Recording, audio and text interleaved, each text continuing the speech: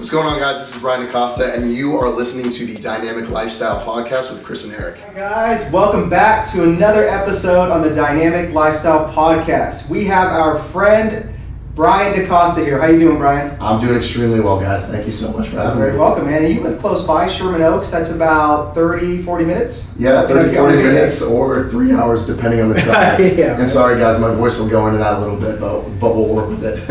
It's funny because you text us, you're like, I'm 12 minutes behind. I'm like, oh, no big deal. I'm like, dude, you're coming from Sherman Oaks. I'm like, I'm surprised that you're even like going to be only 10, 12 minutes behind. Yeah. It's brutal, yeah. What they say about LA is true. It's so much opportunity, but it comes with the bumper to bumper. Yeah, it really is. But I know you're going to deliver some great stuff today, so I'm excited to talk to you about just, your personal stuff, just, your business, just social media, your story, all that. And it's funny because we did a podcast before, and it was probably like a year ago. Mm-hmm. But then this was like right on the cusp of when Chris and I were like, you know what, we're done with like these Skype interviews. We need to take it to the next level, do the in-person stuff. So I was like, nope. I was like, I'm getting Brian on. I'll save that one. We'll do a way better interview. So, we finally made it happen. Yes, I'm so glad. Honestly, I love how you guys communicate on your podcast and some of the people you have on. So, I'm grateful to be lumped in that category. Yeah, thanks, man. Appreciate it. So, I got to start off with asking. You're big on like video, creation, YouTube. You do a lot of cool stuff. What's like the funniest thing that's happened to you while filming a video, or just even just going through that motion? That's such a good question. I've never received that question before. Honestly, there's not one specific occasion, but when I first started YouTube, and this can be my own crap, just me thinking it, but when I first brought the camera into the gym, because I started as an accountant balancing fitness and work life, and that was the theme of my YouTube channel when I first started, and it was, leave work, change out of the collar and whatnot, put on the gym clothes and get into the gym. And at the time I was living in Washington, D.C. at a really busy Gold's Gym. Mm-hmm. And it was grungy, it was cool, it was like a dungeon you could go down, and then there was a ton of people that were always there, very busy gym. And I would just walk down with this big DSLR camera and set it up in front of the shoulder press or whatever, and just start filming and talking to the camera.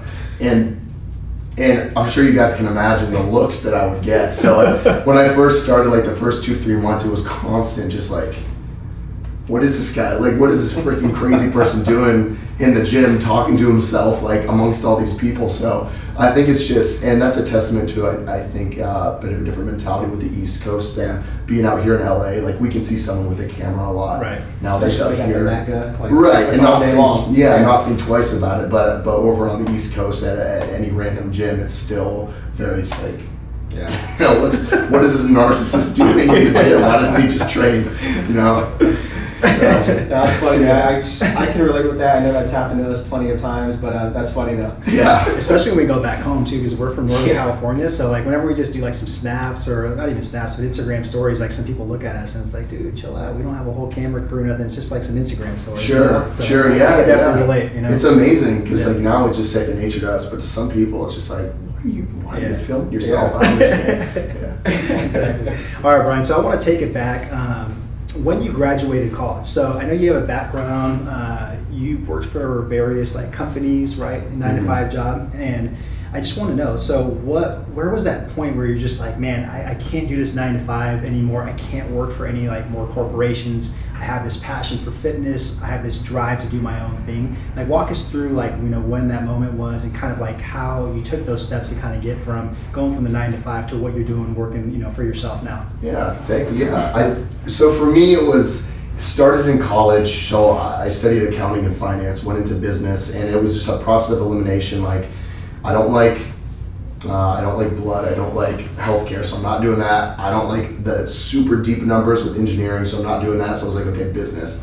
I like business, I do want to work for myself at some point. So went in, studied accounting, finance, and to be honest, I never really liked what I was studying, but it was kind of one of those things where, felt the societal pressure, get the secure job, grow the 401k, it was, what's the major that I could major in the line of work I could go into that. And if you don't mind me asking, was that your parents that kind of persuaded you to that, or was it anybody else, or? It wasn't necessary. It was a bit of family pressure, sure. But it was never you've got to do this. It was kind of just an underlying what's the career going to be? What are you going to do? And from the grandparents, so yeah, a bit of family pressure as well, gotcha. For sure. And So graduated college, worked for in the accounting department of a big pharmaceutical company, and then worked for a smaller startup company. I was living in, like I said, Washington, D.C. at the time. And, 2 years went by post-college, 3 years went by, 4 years went by, 25 at that time, this is a few years ago, and I saw my path at that point, like what I could be, what's the next promotion? I got one promotion to senior accountant, then what's the next one after that? And if I keep going for this for 10, 15 years, I'm gonna be, the controller of a company or whatever it may be. And I just saw what that entailed, and it looked miserable to me. And that was very scary, because it's like, I can put in all of this work, all of this time, and end up in a place that that's not exciting, that's draining. So it wasn't like I know fitness is my thing at any point, but it was like I know that what I'm doing right now is not my thing, and that kind of sparked the question, okay, well, what is my purpose? What am I doing? That's when I started reading guys like Jack Canfield, Tony Robbins, and really getting into some self-discovery. Yeah. And I had always been in the gym. Two of my passions have always been music and being in the gym and training. Soccer player, cross-country runner growing up. And it was as simple as, I'm gonna start exploring. I see people on social media making a living doing what they love in fitness and whatever it may be. And I was influenced by guys like Steve Cook, Christian Guzman, Max Tuning, more of like the influencer, personal brand route side of fitness, and just seeing these guys literally live their life and make a living doing it, helping people based on their lifestyle. And I'm just like, man, I'm not that different from these guys. I know I can do this. Plus, like, I have this added edge of like working a corporate job, so I can show the everyday dude that, hey, like, you don't have to be this like big, like famous person on social media. You can like balance a normal life and get in great shape. So started sharing on social media, and it wasn't until I had a pretty bad thing happen to me. I got in a pretty bad car accident leaving work one day. Yeah, I remember you mentioned that. Where a couple months post that really made me realize and really internalize the fact that I could be gone, and if I don't take massive action, because I was just dabbling at that point. It's like, I want to do something else. I kind of want to be in fitness, but I'm not going to leave my job. Like, I can never do that. That's crazy. That car accident really made it real for me. Like, hey, I could literally be gone, and I'm not aligned with what's actually setting my soul on fire, what I'd be proud of. Yeah. And I started thinking about being like, what's going to be like on my deathbed, like these very real questions that we get to ponder. And it wasn't until then that I started taking it more seriously and kind of putting a by when date. Okay, like, what can I do to really get the ball moving? Yeah. That's what's crazy, man, is like the old saying, like, sometimes it takes like a car accident like to happen to kind of wake up, whether that's hitting rock bottom or somebody's just going through the motions of just hating everything they're doing, not that true passion or purpose to live for. So it's just crazy how that's kind of what it took for you to like really be like, what, this is time for me to move on and serve a bigger purpose, live my life and my vision and everything like that. And just to add to that point too, I mean, that's what most people regret, like on their deathbed or just like, when you're buried, it's like, what if, like, I regret that I didn't try something, I just stayed complacent. I questioned it too much. I just, had too much paralysis by overanalysis. It's like that's what people just go to the grave with, and I think they regret that so much. Oh, 100%. No, I agree. Just thinking, I think what kills us is the what if. Yeah. It's the what if. It's not the trying and failing. It's definitely, what could I have done in my 20s and my 30s, right, in my 40s. Absolutely. Yeah. So after that accident and kind of you had that huge epiphany, what were the next steps that you just took? You're like, okay, so I got to do something bigger and better with my life. I am just destined for more. What were the next steps that you took? Yeah, so the next steps were really getting more serious about sharing fitness-related content. Like, okay, I'm gonna do this. I literally started posting a YouTube video every day. Like, there was one month I posted a YouTube video every day, like workout, nutrition talk, showing everything that I'm eating, like really doubling down, posting on social, like Instagram and Facebook every single day. Trying to spread the message, spread my message of sustainable fitness. Anyone can do it. You don't have to look great. You don't have to be some roided out dude. So I started sharing much more consistently. And then I entered the bodybuilding.com spokesmodel search, which I heard of through actually Amanda let me know about it because I was connected with her on social and she had done it the year prior to me and done well in it. and ended up submitting to do that, and there were like 10,000 submissions, and amazingly I made the top 20, and then made the top 5, and then finished second at the LA Fit Expo. And that was literally like 3 months after starting to share consistently on social with fitness stuff. So it was so new to me to go from like, I'm seeing people live this life and like grow their business and their brand aligned with their purpose, to literally, dude, here you go, here's an opportunity. Like, I went from like, it's surreal when I think about it at the time, but I really looked up to Steve Cook, and I still do. I think he's an amazing human being. Went from like seeing him on YouTube and seeing him live his life to being in the bodybuilder.com booth, like behind the scenes with him, talking about just like shooting the shit about fitness and stuff. And I was like, what is going on? This is crazy. Like, I don't want to be creepy, but I'm like, dude, I freaking love you, man. Like, all this stuff. And he's probably like, what the heck are you doing? Like, aren't you on the same team as me? So yeah, that's really what it was. It's like an amazing break with bodybuilding.com that really helped me. Yeah, I think what's cool too is like you said you did really well in the bodybuilding contest, but on top of that, man, like you were already posting like just, good, valuable, purposeful content already, right? To just build that foundation to where when people went to go check you out, they're like, oh, this guy just isn't just some quote unquote like meathead, or just like, he's just not just all about his body. He actually knows what he's talking about. He's posting good shit, that's like, practical and applicable. So that's a huge edge. Yeah, no, I agree, and I never really thought of it that way, but there is something to be said, I think, for embodying your work consistently and showing up. Right. Showing up, and I was showing up on a daily basis there, and I do think that reflected in results. Yeah, absolutely. Yeah, so it's crazy because after that, the spokesmodel thing that you did, I mean, your numbers probably grew like crazy social media wise. People were probably like hitting you up, like saying, hey, like I want you to coach me and stuff like that, right? So, I mean, walk us through that, man, because that must have been a crazy transition, right? From like working your normal job and then all of a sudden like getting all this attention. So how did you handle that? Like what were you feeling like emotionally, like mentally, like spiritually, all that? Yeah, I was pretty torn. Yeah, so the day of the spokesmodel search at the LA Fit Expo, I remember I gained, I think it was 25,000 followers on Instagram in a day, and I'm just like, what is freaking out? Like, what is going on Phone's here? like on fire. Yeah, literally just like boom, boom, boom, boom, and then I go back to work on the East Coast because I was still living in Washington D.C.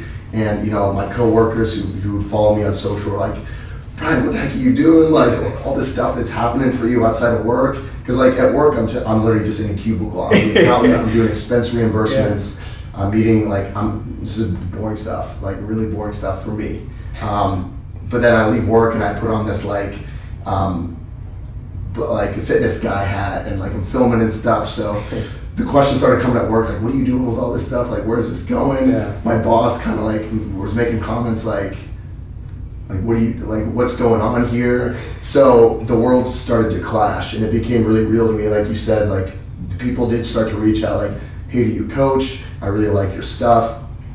And I was still at that point a bit resistant to making it anything more than just sharing consistently on social, because my mentality was give, just like give good content, give good content. I didn't have any expectation of receiving compensation in return. I think that really served me well getting up and running. And it wasn't until literally I received an email from a guy who was in the service. A lot of people in Washington D.C. are in the military around there. Was in the service, he was overseas, he served, and he was in great shape when he was overseas, but he had come back and became depressed and put on like 100 pounds. He's like, man, like I see you post on YouTube, you live near me, not to be weird, but I really connect with your message, and I would love for you to help me, and I would love to pay you, like what can we work out?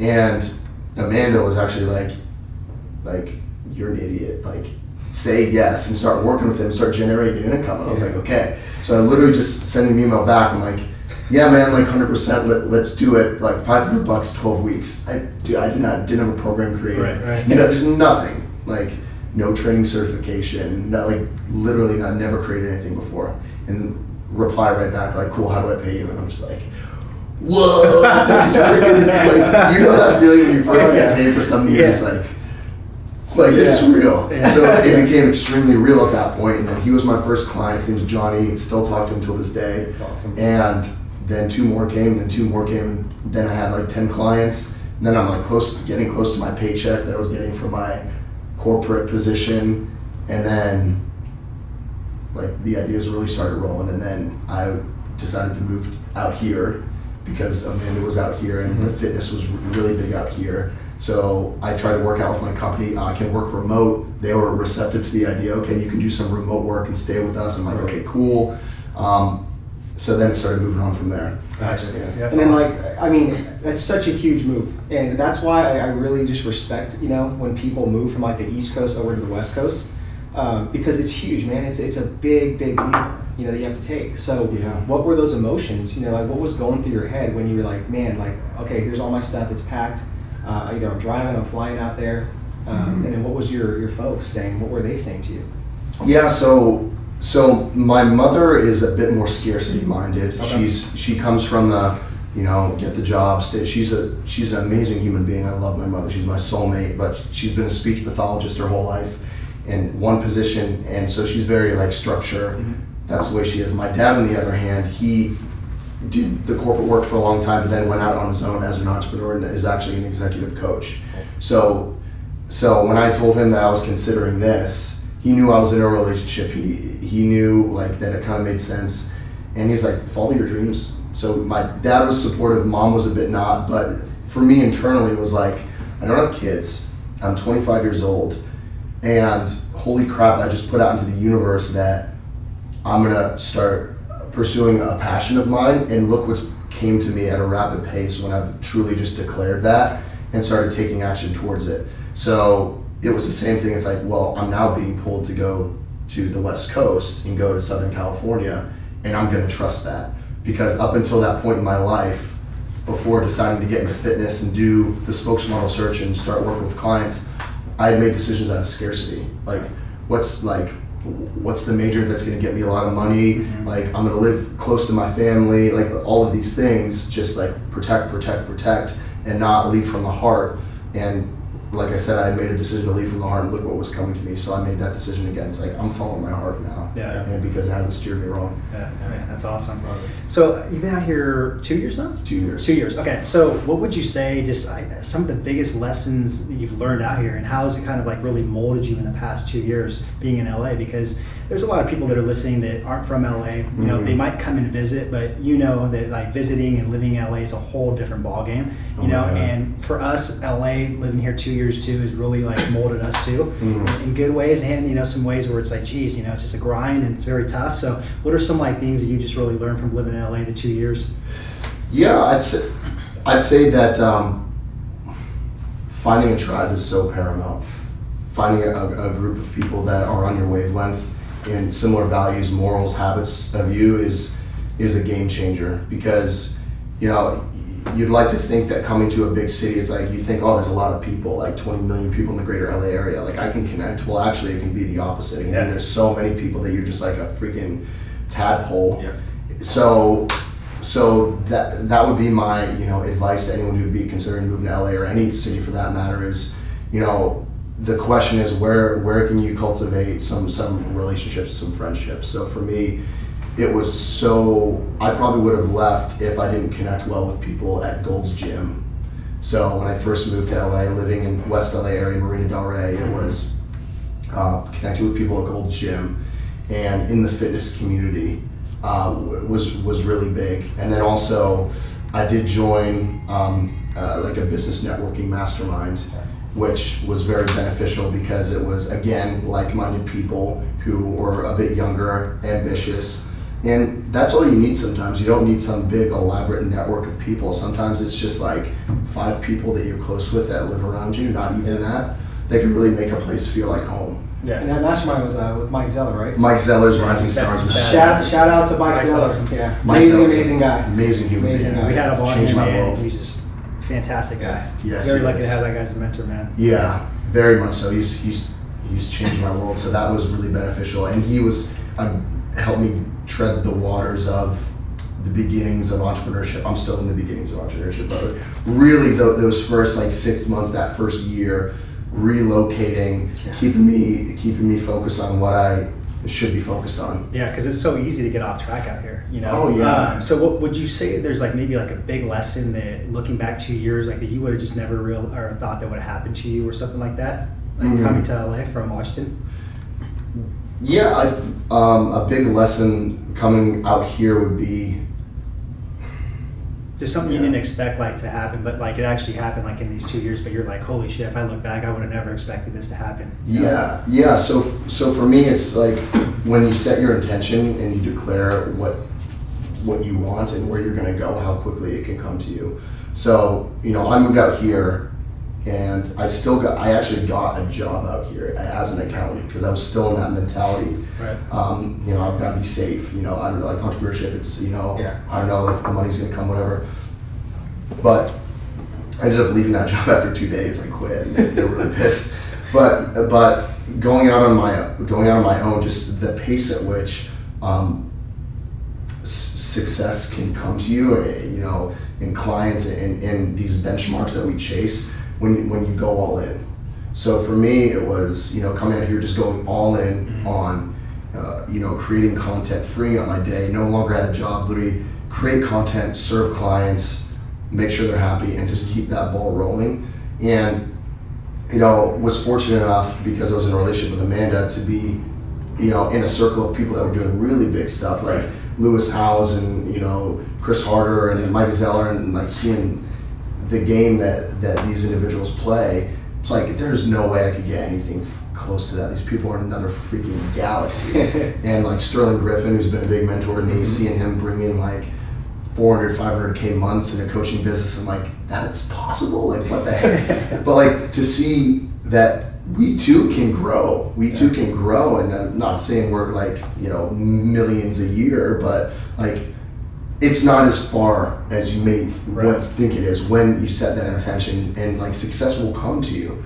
And like I didn't think I'd be able to business mentor people within 2 years of starting my business, but here I am helping people grow their fitness business, and I'm like wearing this hat that I never expected I would 2 years ago. Yeah, it's awesome. That's what I was looking for. That's awesome. That's amazing, man. So I want to talk a little bit of content creation. I know you're big on this. You even talked before we even like hit the button on here to record about like just that's where where you kind of thrive and gets you going is just helping people just see that vision of just creating good content, video, messaging, all that. So why is that so important today to just create such good, valuable, intentional, and purposeful content? So people can know who you are. Right. So people can know who you are and experience what you're about. I'm big on, give your best stuff away for free, right? And for me, I love the creative process of creating video, even if it's just a workout edit from the gym. I love that process, but even I think deeper than that is I really desire those who follow along and who connect with me to really see what I'm about in high quality.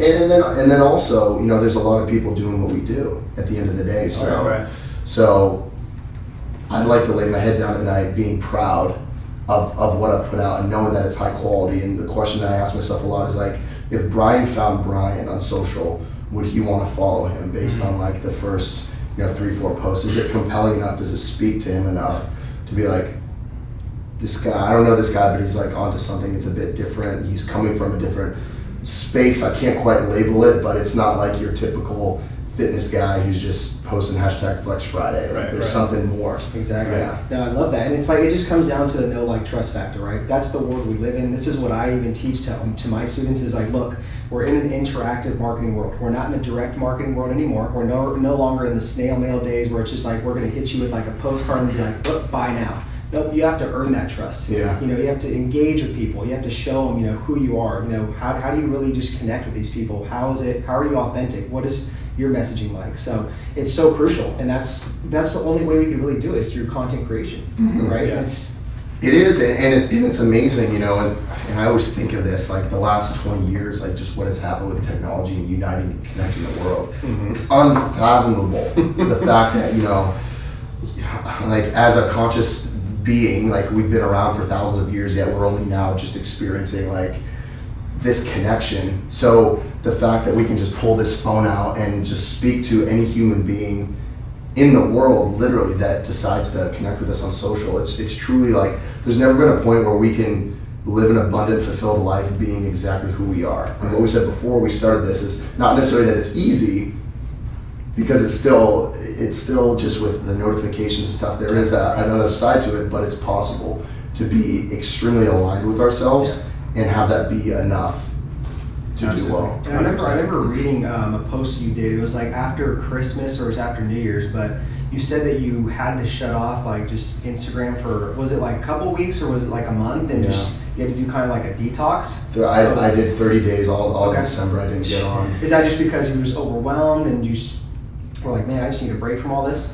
Yeah. So for me, I think I have a slight bit of an addictive personality with things, and noticed that, just I had never literally taken a day in 2 years of not being on social media, and I kind of had that realization after Thanksgiving, and I would just get this, I would just do this unconscious habit of just pulling out my phone, open Instagram, and start scrolling, and then it would just like come to an awareness, like, what am I doing?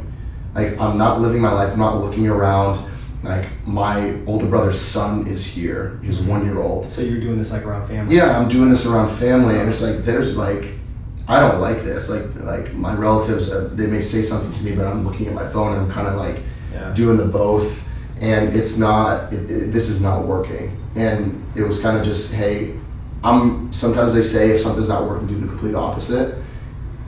And I decided, I was like, well, I've never done a detox, and this can be a cool thing. And it's going to be a challenge, it's going to be a stretch, but my business is not going to go to hell. Like, I'm still going to be fine. And I had to fight that as well. I was like, what if I can be not relevant and stuff? Like, the people that matter most are still going to be here in freaking 30 days. So it's like, if I have true supporters, they're going to be with me through thick and thin. Yeah, exactly. So it was that, acknowledging that, and then just literally removing the apps from my phone. Love it. And it was quite an experience. Yeah, that's awesome. And what do you think the biggest takeaway was from that? That everyone gets to experience that. I feel that everyone at a point should set up a habit of, whether it's 3 days, whether it's 7 days, on a consistent basis, literally like putting it on your calendar in your phone, like no social, like not even having the app on your phone, not checking it, because life happens when we're not looking at the phone.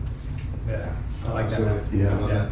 All right, we're gonna switch gears here. So Eric and I are a little bit weird with like people's schedules and like day-to-day stuff that they do, habits, systems, just say rituals, lifestyles. right? Lifestyles. That's why we call it dynamic lifestyle, right? So take us through, man, like the details of your day-to-day lifestyle. Like what do you do in the morning? Like your morning ritual. What are some of the habits and systems you have in place that really prime your mind to play offense and get shit done? What do you do midday? How do you shut it all down at the end of the night? Because you know how it is. Our minds are racing all throughout the night sometimes, right? So we got to shut it down. So walk us through a whole day in the life. So I'll give you the ideal, and I'll give you what's actually been happening. Okay. Is that cool? So when my routine is working, what happens is I get up at the same time. It's usually right at 6 a.m. Okay. And I'll do a cold shower. I'll do meditation for 10 minutes using an app called Insight Timer, and it's a cool app. You can pick various gurus will have like a meditation you can go through, very different time periods. So I'll pick a 10-minute one, and then it's literally just brush your teeth. It's affirmations, and then I use a journal called, I think it's just called Productivity Planner. Oh yeah. And if you guys heard of the Pomodoro method of scheduling time, it's basically like you work in 25-minute chunks on a task, then take a 5-minute break, and so that's what that quick journal allows you to do, and all you do is set 5 things for the day that you're going to get done in order that you're going to do them. So most important to least important, you don't go on to the second task until the first one is done, and I'll just set those 5 things and then start the day, and then that's usually about 7 a.m. And then I'll have the core work of the day, like a 3-4 hour sprint of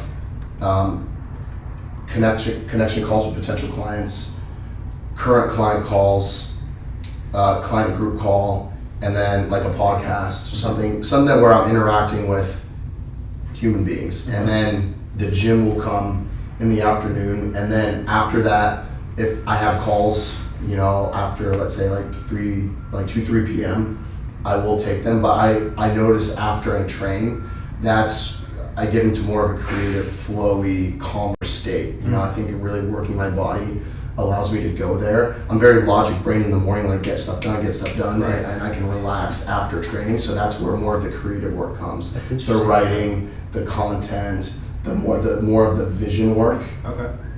So that's really, and then I do my best to shut down at 7, 8 p.m. Sometimes it goes later. I do my best. Right, do my best. But so that's the ideal day when I'm in Los Angeles consistently. That's how I like to set things up. Yeah. Is there anything you do like to shut it down, like a wind down routine or anything like that? A wind down routine.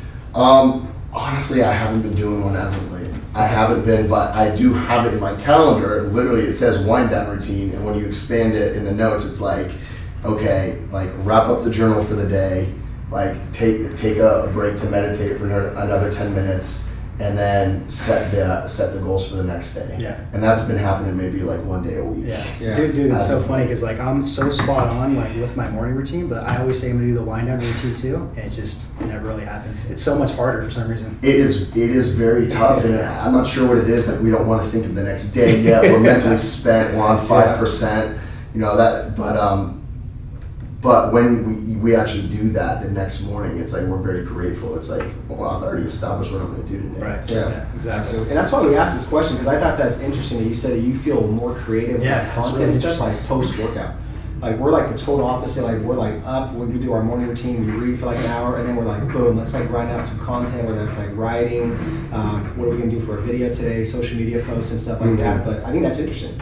Yeah. I'm not sure what it is, but I feel training gets me into more of like a calm state where I can kind of step back and I'm not sure what it is. Yeah, I like that right though. on, man. All right, Brian. So we live in crazy LA. So let's say one morning you get like a call from, I don't know if it's like the mayor or just whatever, the guy that I'm just, gonna like this question. yeah. And he's like, Brian, he's like, I love what you're doing, man. He's like, you're just doing great stuff. I love like your passion, just your drive, everything that you're doing just for your people, just your clients, everything, the messaging that you're putting on social media. I want to grant you a couple of billboards all around LA. I mean, you've seen the billboards, right? Just driving in traffic. Yeah. So if you had that opportunity to have a billboard, what would be on there and what would it say, most importantly? Wow. What just came to mind immediately is "You are enough." You are enough. How come? How come? Because not enough people in this world truly understand the fact that they're enough. Yeah. Living their life in scarcity, in reaction mode, and there's not enough to go around. I've got to get mine and protect myself, and I've got to do things that I don't want to do to live the life that I want. Or feel important. Yeah, to feel important. If I'm going to live an abundant life, I have to do hard things because making money's hard.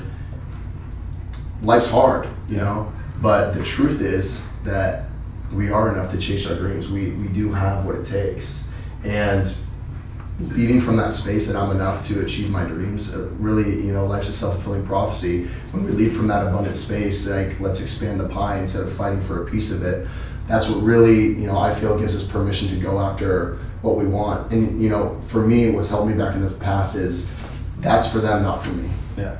Right, like, oh, they can do it because, X, Y, Z, their looks, their, articulate, whatever, like, not me, I can't do it. But the times that I've leaned into, I'm gonna suspend disbelief and I'm just gonna work towards this as if, I can do it too, because I'm enough. And every time the world said, yes, you are enough, because you've decided that you are, and you've said that you are.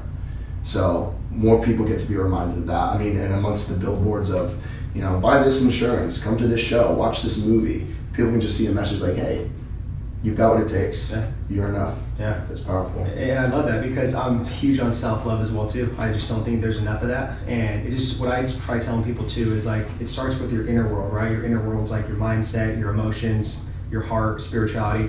That's going to control your outer world, right? The exterior of everything, your actions, your environment, how you feel, what you do. And it's just like, man, a lot of people don't get that concept. It's a very basic concept, but it's just, there's so much distractions. It is. It clogs everything. It is, and if we're not careful, we can very quickly quickly fall back into the pattern of going throughout our day, and our actions are led by scarcity and not feeling adequate. Yeah. Like, I don't have what I need now, therefore I have to go out and find it externally through making more money, through, you know, cheap relationships, whatever it may be. Yeah, Gotcha. I agree. Yeah.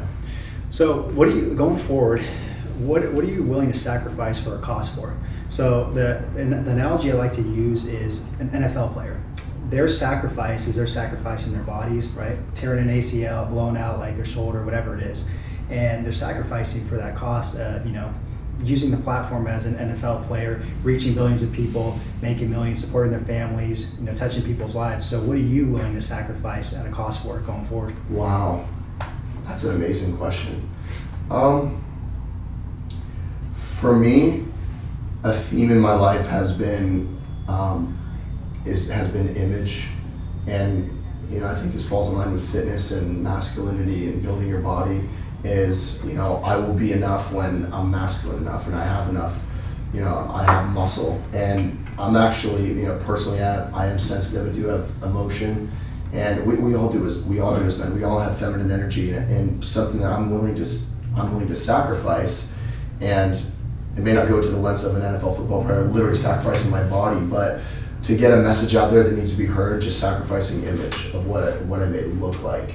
And I think that's a big thing on social. It's like we can quickly fall into a pattern of, how does this look? Is this marketed right? Like, we can get into these thought process, but willing to say what's on my mind and what's on my heart without, you know, so like, for example, I opened up about struggling with bulimia for 4 years when I was in college. And that's not many men struggle with an eating disorder like that, and even less will actually talk about it, especially those that are in fitness. So that actually bodybuilding.com literally today just published an article of me talking about bulimia, and like how, you know, it's ironic how some guys in fitness, you know, they can have the best bodies but actually be very unhealthy and unhealthy relationship with food and stuff. So things like that, I'm willing to just go there and put it into the space of, you know, I'm not perfect, you know, but I'm working hard. Gotcha. Yeah, Absolutely.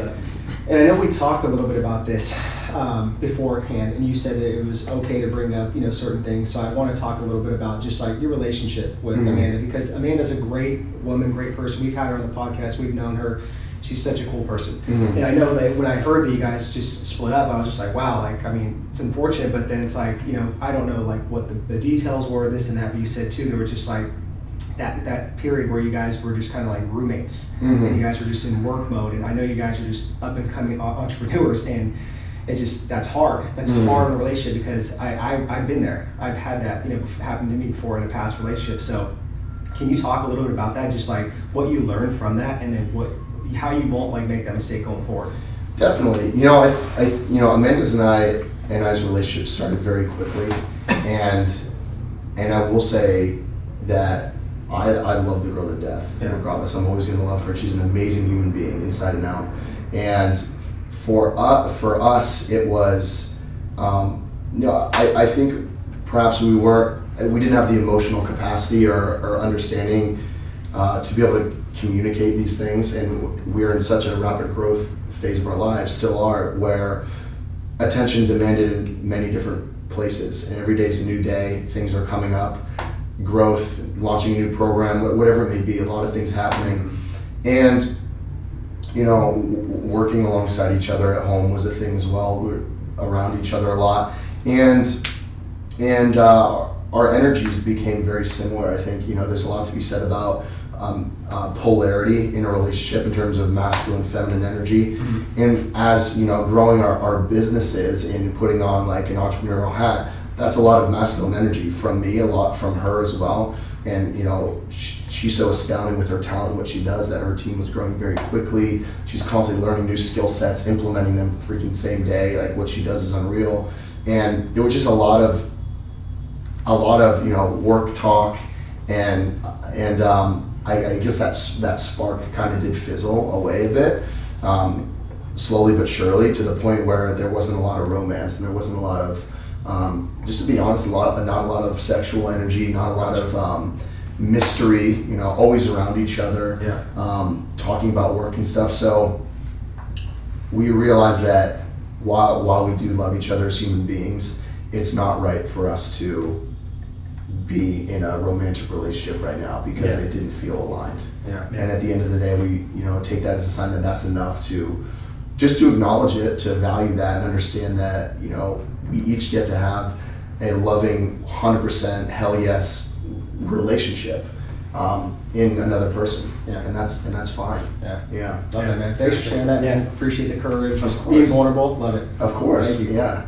And it's funny too, because I want to hit on that point too, because it's funny. Like I told you, Chris told you a little bit about like our story where we went to a mentor, right? Our personal development mentor in Colorado for like 3-4 days, because man, me and this guy are twins. It's like we've been going at it forever, all our life. And to be business owners for the last like 10 years, growing in that aspect, it's taken a lot on our relationship. Mm-hmm. On top of losing our father, dealing with our mom and her issues and stuff like that. Mm-hmm. It's like rough.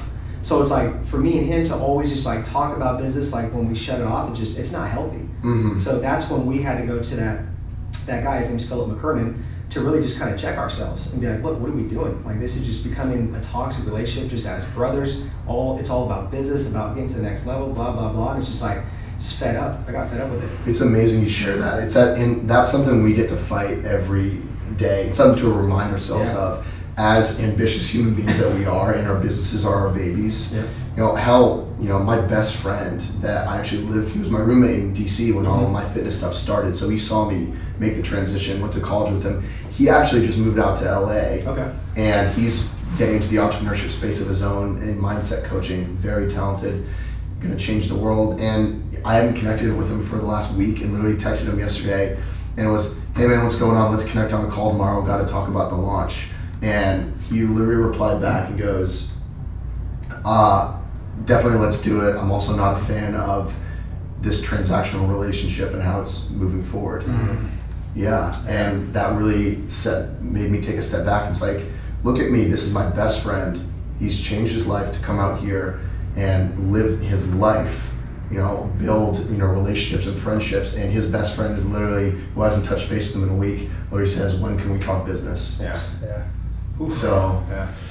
that was kind of like but I needed that. I needed that, and it was just like, touche, man, you're 100% right. Like, let's connect, and I don't want to talk about that shit at all. Let's talk about it, but let me know how you are as a human. Yeah, Exactly. I love that. We all need to be called out, man, Called like out, our shit sometimes. And it's just like, it's hard for us men to do it, to another male for some reason. But I love the fact that your friend was very transparent. And she's like, man, and that's why I love him. He's like, nope, dude. We're friends. Remember that. Yeah. We're friends first. Exactly. All right, so let's say, man, that you wake up every morning, obviously, like you go to your mirror, you wash your face, you brush your teeth, and you have to put one Post-it note on that mirror, and it's going to be on there for the rest of this year, 2019, and it's called an accountability mirror. Mm-hmm. So you get one Post-it note to where you're going to hold yourself accountable for something in 2019. What would be that one Post-it note if you need to hold yourself accountable for 2019? Like an outcome that I would like, Exactly. like a goal. Yeah. Hmm. So, in line with stepping into more business mentorship, I have a goal of helping this year 50 individuals go full time Okay. in entrepreneurship and online business. In some realm of coaching. I'm not attached to fitness coaching specifically, but that same epiphany I had when I finally quit my job and was out in my car after leaving my last day screaming with happiness, like I get to give people that same breakthrough. So 50 people working for themselves. Nice. Okay, got it. With all of the success you've had thus far, and I know you're gonna have tons going forward, man. I know you are. You're just you're a beast. You're a workhorse. I mean, all above. Is there anything that you fear like today? I fear, in line with what we've been chatting about, I fear being alone. Okay. Actually, I fear being in, like my 40s and like seeing peers, that have, their third kid on the way or second child on the way. And I'm, have like a business that's doing well or a couple of businesses that are doing well, but I'm coming home alone. That's something that I fear. It's like some sort of emptiness. Yeah. Is it, but why is it that you feel like that, like right now? I think there's got to be a reason why. Is it just because like you feel like you're moving so fast with everything, just things are just happening really quick? I mean, I do feel with growth in the last couple of years that I kind of have this mentality is, harness the opportunities when they're coming out and don't miss them. Yeah. And a lot of the opportunity, quote unquote, has been like business related or like building brand related. And that requires time, that requires attention, intention, and since being on my own single with the last relationship with Amanda ending last year, there's been a couple occasions with women who have been great women where I've kind of sabotaged that relationship because of my time and not being intentional with them because of work and because of actually I have gotten feedback a few times like Brian, you're not connected. You're not connected romantically. You'll go a week without talking to your family sometimes, and it's because like a lot of stuff going on. So I'd say that's a fear, and that's something I consciously now pay attention to very, very closely. Like I have connection calls with my family now on my calendar, so I'm working to make sure that's not a reality, but it's something that I fear. Gotcha. Yeah. So let me kind of piggyback off that question. So every day when you wake up, are you happy and fulfilled? Yes, I'm happy. I don't know if I'm quite there. I don't know, and I don't know if this like eternal bliss every day waking up super aligned and happy exists. Yeah. Oh no, yeah, I don't think so. Yeah, I was like asking. But as a core, as a human, like I'm taking action in the realms that are important to me. Therefore, when I go to bed at night, I do sleep like a baby. Okay. And I don't sit up at night staring at the ceiling like what the heck's going on. Yeah. So yes. Yeah, love it. Yeah, I was gonna say too, because I mean, someone's asking that too, and I'm like, there's no way you could wake up every day and it's just like joyous, just like mood, because Right? especially being an entrepreneur, I'm sorry, man, dude, but like yeah. it's such a mind, roller coaster, a series of ups and downs where it's like, come on, give me a break. Oh no. We and we can be aligned with our vision and taking action towards the things that are important with us, and still have those days where it's just like, I want to throw all this shit away and hide under a rock. Yeah, seriously. Yeah. And that's just the truth, man. Like everybody sees everything on social media, like the sunshine and rainbows, and some of those people aren't willing to talk about their losses and some of the stuff that happened. Like for us, we were supposed to actually run a workshop this past Sunday in Newport Beach.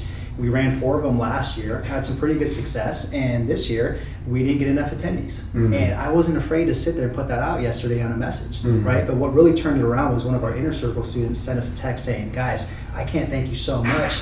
I actually was working from home, not in the gym, from home, in the comfort of my home, helping my clients out. And that's what we were just like, dude, like stop bitching about the workshop. Like it'll happen next time, we can get it, whatever. And it was 100% our fault. That's why it turned out like that, because we just were so sidetracked by all these other projects coming out of the gates in January. Such a busy month, in fitness and stuff. So we just lost track, man. We were just very sloppy with it.